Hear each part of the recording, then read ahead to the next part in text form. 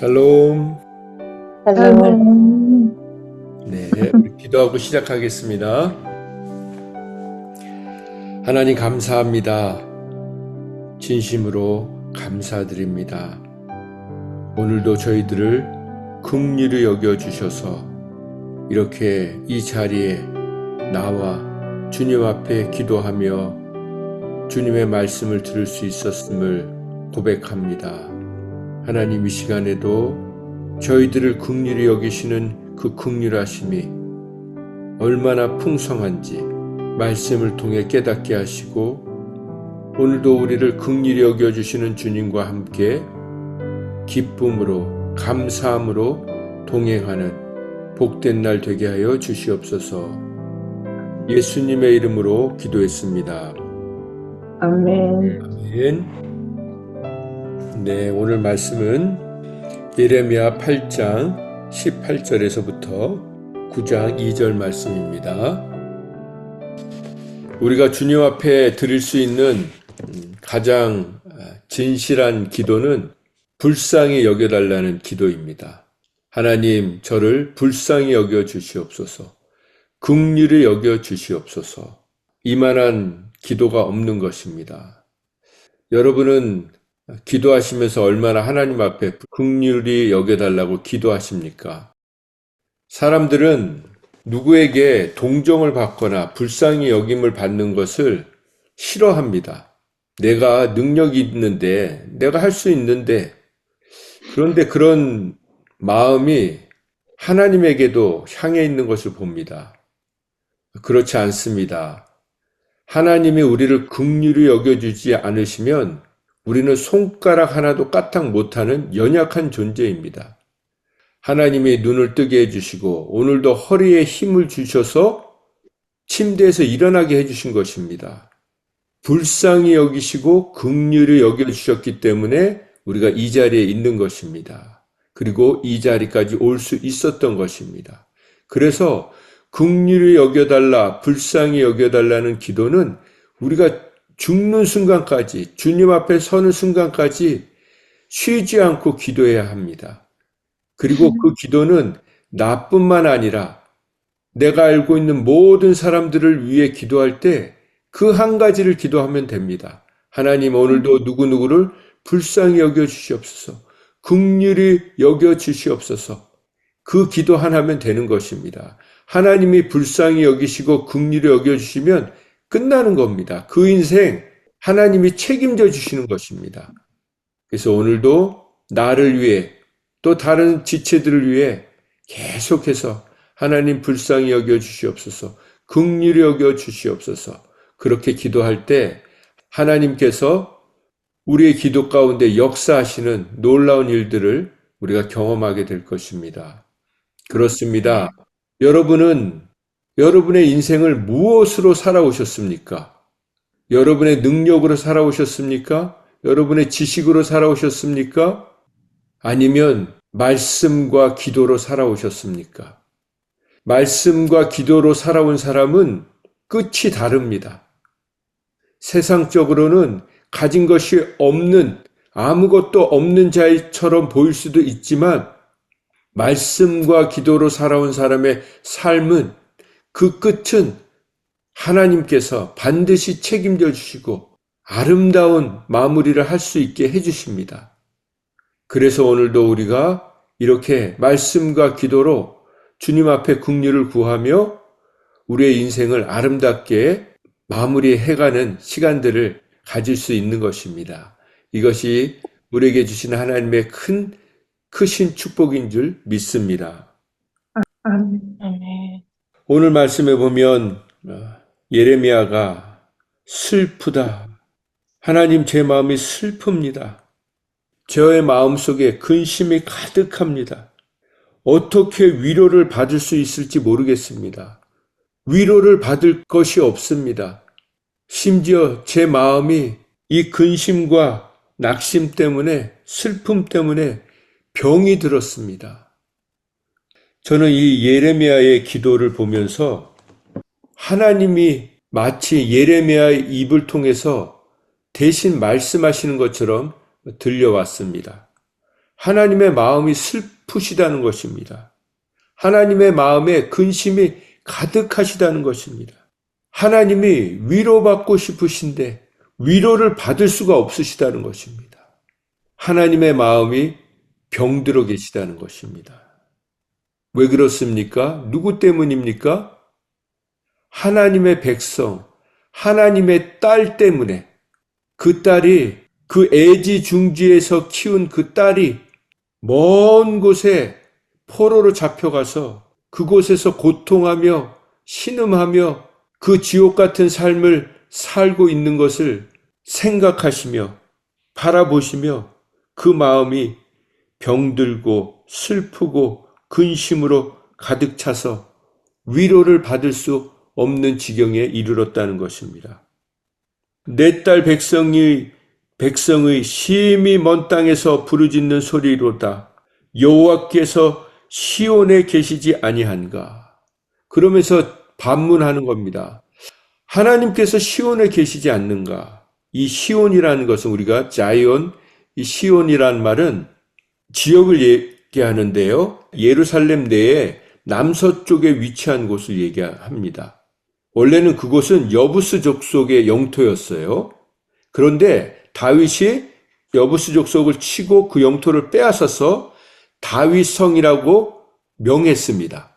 그래서 그 다윗성이라고 명한 곳에 다윗이 나중에 법궤를 그곳에 가져다가 안치를 했죠.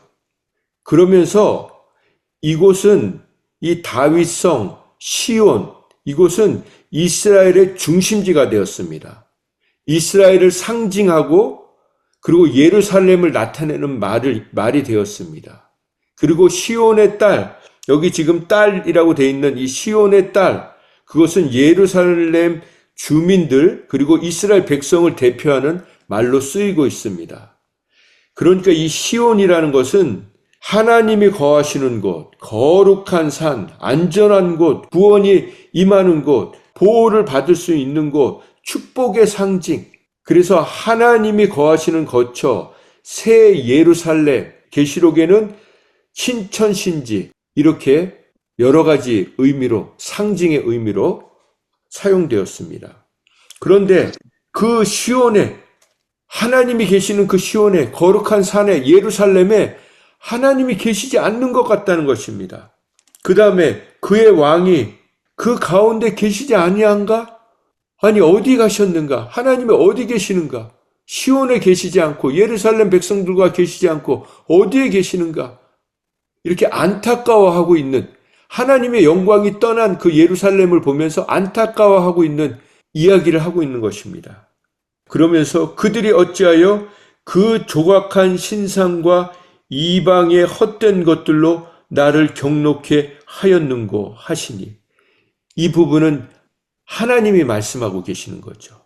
그들이 어찌하여 그 조각한, 인간이 그 조각한 그 신상과 이방의 그 헛된 신들로, 우상들로 하나님을 경록해 했다는 것입니다.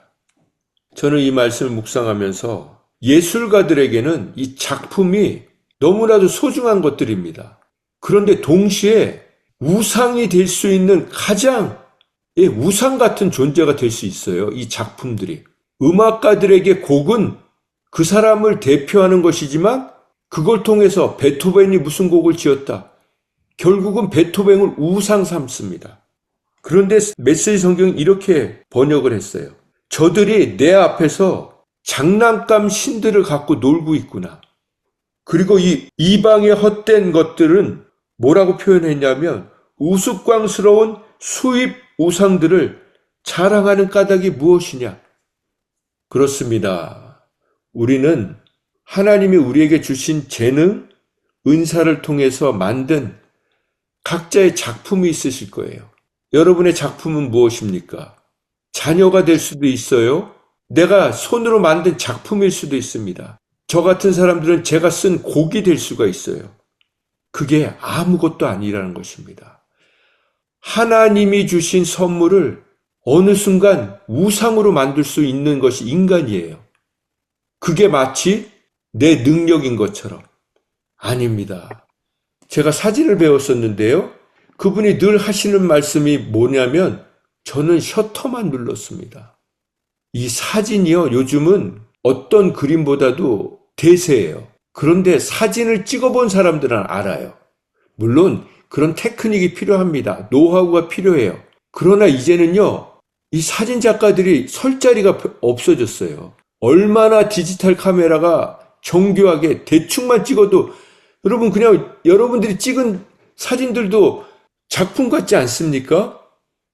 이제는 그런 시대가 돼버리고 말았어요. 자, 여기 보면 그 조각한 신, 이방 신들, 헛된 것을 더 이상 섬기지 말라는 것이에요. 그게 하나님을 경록케 하고 있다는 것입니다. 여러분, 어떤 것도 하나님 위에 두지 마시기 바랍니다. 말씀 위에 두시지 마시기 바랍니다. 그것을 우상 삼아 끌어안고 있을 필요가 없는 것입니다. 그 다음에 보면 추수할 때가 지나고 여름이 다하였으나 우리는 구원을 얻지 못한다 하는도다. 하나님이 긍휼을 베풀어 주시지 않으시면 추수 때에도 곡식을 얻지 못합니다. 여름이 다 지나가도 열매를 맺지 못합니다. 구원을 얻지 못한다는 것입니다. 그러나 하나님이 우리를 긍휼히 여겨주시면 가뭄에도 어떤 상황 속에서도 하나님이 우리를 먹이시고 입히시는 것을 경험할 줄 믿습니다. 여러분, 코로나19를 통해서 어려움을 당한 분도 많지만 그걸 통해서 다시 일어난 분들도 많아요. 그리고 여러분, 우리가 잘 지나오지 않았습니까? 그게 무엇입니까? 백신 때문에 우리가 잘 지내왔습니까? 아니에요. 하나님이 우리를 긍휼히 여겨주셨기 때문에 여기까지 온 것입니다. 21절, 딸 내 백성이 상하였으므로 나도 상하여 슬퍼하며 놀라움에 잡혔도다. 우리에게 필요한 것은 우리의 지체들이 이렇게 마음이 상하고 병들었을 때 우리의 마음도 같이 상한 마음으로 기도하는 것입니다. 그것이 하나님이 상한 마음을 찾으시고 통회하는 심령을 찾으신다고 말씀하셨던 것입니다. 그렇습니다. 우리가 영혼을 끌어안고 상한 마음을 기도할 때 하나님은 우리에게 긍휼을 베풀어 주시는 것입니다. 그 다음에 길르앗에는 유향이 있지 아니한가? 그곳에는 의사가 있지 아니한가? 딸 내 백성이 치료를 받지 못하면 어찌 됨인고? 이 길르앗이라는 곳은 요단 동편의 땅입니다. 북쪽, 남쪽으로는 강이 흐르고요. 서쪽으로는 계곡이 있어서 물이 풍부한 곳입니다. 목초가 많아서 목축업하기에 적당한 곳입니다. 그래서 포도나무도 올리브 나무도 재배를 하면 풍성하게 열매를 맺던 곳입니다. 그래서 그곳의 특산품 중에 하나가 이 유향이었어요. 이 유향은 뭐냐면 식물에서 채취하는 상처를 치료하는 향유를 얘기합니다. 우리가 이런 자연, 물질에서, 식물에서 채취해서 약재를 만들잖아요. 고약을 만들기도 하고, 크림을 만들기도 하고, 연고를 만들기도 하고, 이런 약용 식물이 많이 나오는 곳이었답니다. 그런 치료제가 그냥 풍부하게 나오는, 그런데 그렇게 하나님이 다 축복해 주시고 그런 연고를 얻을 수 있는 곳에서 사람들이 치유를 받지 못하고 있다는 거예요. 치료를 받지 못하고 있다는 거예요. 이게 어찌된 일인가? 그것은 바로 9장 2절에 그들이 하나님을 떠나가고 다 간음하고 다 반역했기 때문이라고 말씀하고 계십니다. 그래서 9장 1절에 내 머리는 물이 되고 내 눈은 눈물 근원이 눈물샘이 되어서 내가 정말 백성들을 위해서 주야로 통곡하면서 울고 싶다. 그리고 2절에 내가 광야에서 머무는 곳을 얻는다면 내가 이 백성을 떠나가고 싶다. 내가 정말 이렇게 배반하고 배신하고 간음하는 이 백성들을 떠나서 광야에 쉴 곳이 있다면, 머물 곳이 있다면 그 광야에 가서 그냥 이 사람들 떠나가고 싶다. 이 얼굴도 보기 싫다. 그냥 그 광야에서 그냥 살다가 죽고 싶다. 그렇게 말하고 있는 것입니다. 저는 말씀을 준비하면서 여러 가지 생각들이 떠올랐습니다. 그 중에 지금 오늘 광야라는 2절에 9장 2절에 광야라는 단어가 나오지 않습니까? 물론 오늘은 그냥 광야로 도피하고 싶다 그런 의미인데 저는 어제 우리가 말씀을 나누면서 광야를 지날 때 이스라엘 백성들이 불뱀에 물리지 않았습니까? 이 불뱀은 독사를 얘기하는 거예요. 그런데 이스라엘 백성들이 어떻게 광야에서 살아날 수 있었습니까? 우리가 그 말씀을 좀 보겠습니다. 신명기 8장 15절 말씀입니다. 제가 읽어드릴게요. 너를 인도하여 그 광대하고 위험한 광야. 광야는 위험한 곳입니다. 그러면서 설명을 해주죠. 곧 불뱀과 전갈이 있고 물이 없는 건조한 땅을 지나게 했으며. 광야에는 뭐가 있다고요? 불뱀과 전갈. 그렇죠. 불뱀과 전갈이 있는 곳이에요. 어제 혹시 말씀을 같이 나눌 때 아니 하나님 어떻게 그렇게 불뱀들을 막 그렇게 보내서 사람들에게 아무리 잘못했다고 해도 그렇게 물게 하고 죽게 하십니까? 아, 하나님 정말 잔인한 분이시군요. 우리가 그렇게 볼 수 있는데요. 아니에요. 광야에는요. 불뱀과 전갈들이 사는 곳이에요. 그러면 40년 동안 하나님이 매일같이 그 불뱀과 전갈 속에서 하나님이 지켜주신 것입니다. 그냥 그 단 한 번, 40년 동안 그 단 한 번, 그렇게 이곳이 어떤 곳인지 확인시켜 주신 거예요.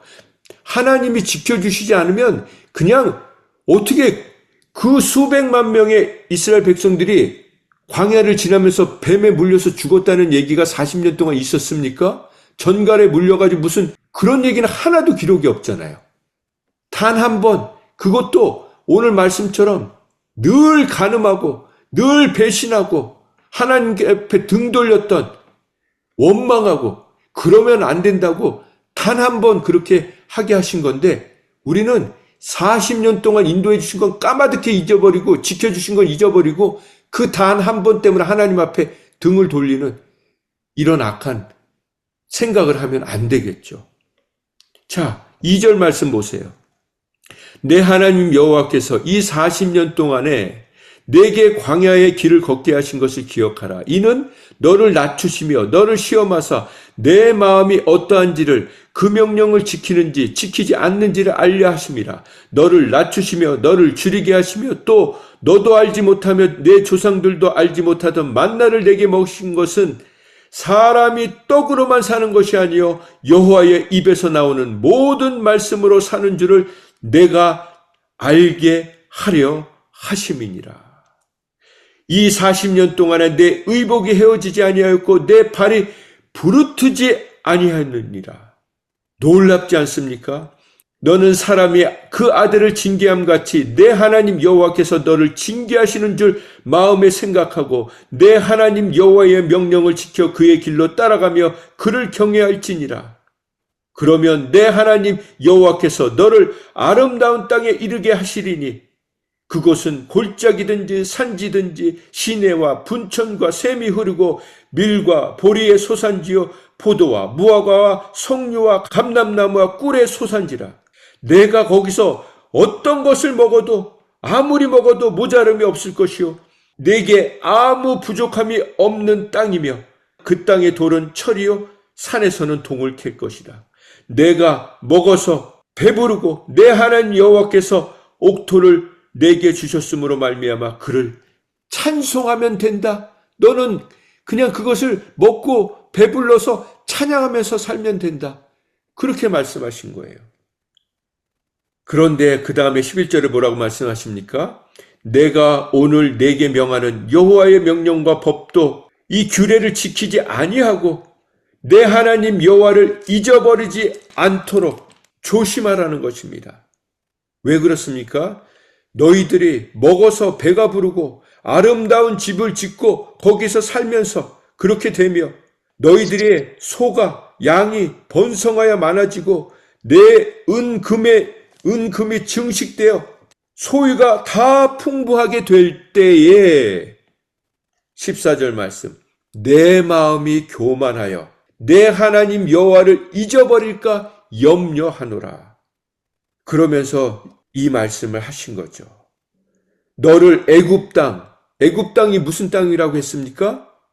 종되었던 그곳에서 이끌어서 이 놀라운 땅에 가나안에 오게 하셨는데 14절 말씀, 내 조상들도 알지 못하던 만나를 광야에서 내게 먹이셨는데, 똑같은 말을 또 반복하세요. 이는 다 너를 낮추시며 너를 시험하사, 그 다음에 가장 중요한 말이 나옵니다. 뭐라고 나오죠?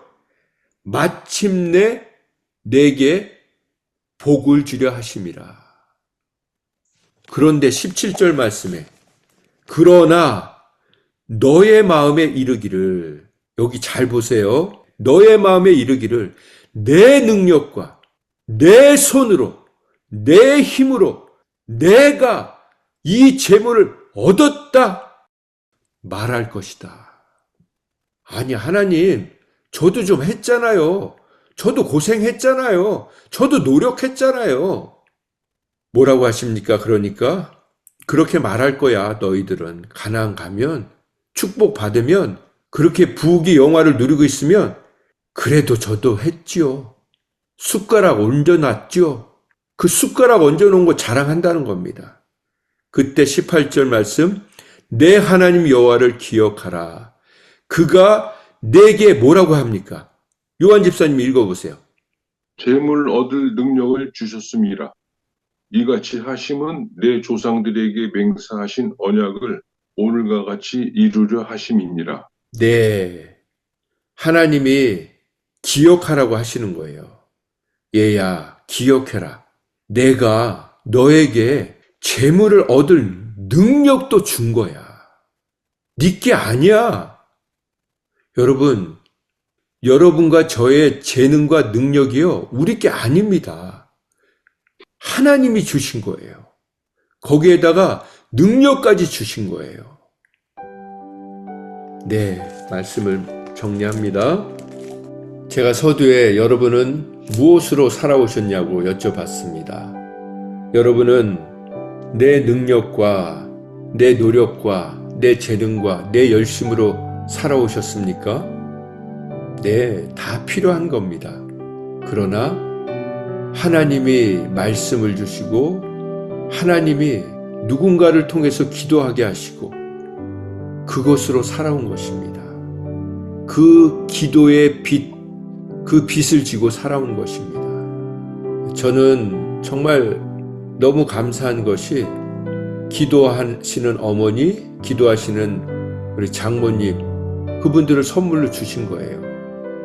저희 어머니는 초등학교도 못 나오신 일자 무식 그런 분이십니다. 그러나 그분이 9살 때 하나님을 만나고 나서 그 부모님이 회초리로 때리면서 그렇게 구박을 하면서 교회 가지 말라고 했는데 하나님을 만나고 나니까 가지 않을 수가 없는 거예요. 기도하지 않을 수가 없는 거예요. 저희 어머니는 9살부터 식모살이 하셨어요. 옛날 식모들은 어떻게 일했습니까? 그냥 그 집에 방 한 칸 구석에 조그만 데서 먹고 살면서 눈칫밥 먹으면서 그 9살 아이가 시집가기 전까지 그러고 살았으니 얼마나 그 마음이 힘들었겠습니까? 근데 기도를 버텨낸 거예요. 기도를 이겨낸 거예요. 글자도 학교를 안 갔으니 글자를 어떻게 읽습니까? 성경 읽다가 하나님이 깨우치게 하셔가지고 글자를 읽는 거예요. 그러니까 어머니가 나중에 제가 보니까 철자법이 너무 많이 틀리시는 거예요. 왜요? 제대로 교육을 못 받으셨으니까. 그런데 그 철자법 틀린 글씨에 엄청난 능력이 담겨 있습니다. 여러분, 무슨 미사여구 다 필요 없어요. 하나님의 능력은요, 철자법하고 상관이 없어요. 그리고 그 장모님 정말 마지막 가실 때까지 성경을 놓지를 않으셨어요. 마지막 저는 그 몇 달을 잊지를 못합니다. 아침에 1시간 반을 성경을 읽으세요.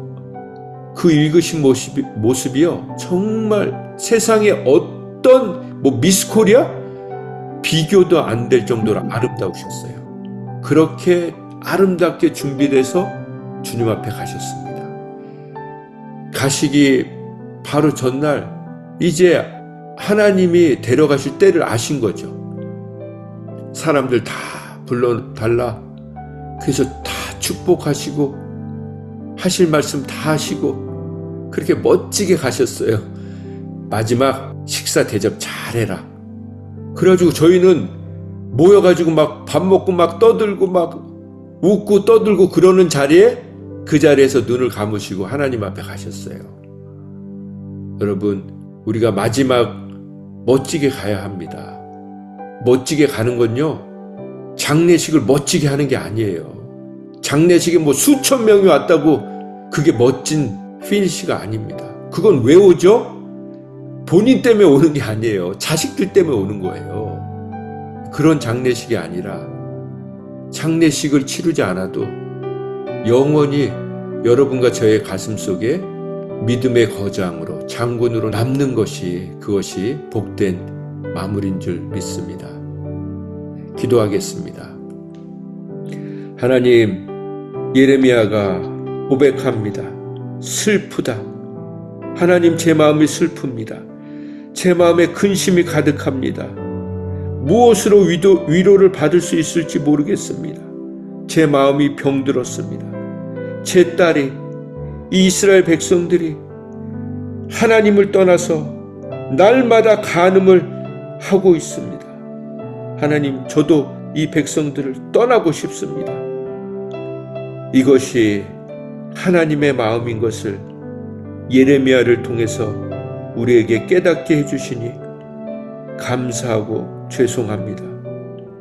더 이상 하나님의 마음에 슬픔을 주고 근심을 주고 하나님의 마음을 병들게 하는 그런 인생을 끊어버리게 하시고 그 간음, 그 음란, 그 우상 숭배를 끊어버리게 하시고 오늘부터 다시 새롭게 시작하게 하여 주시옵소서.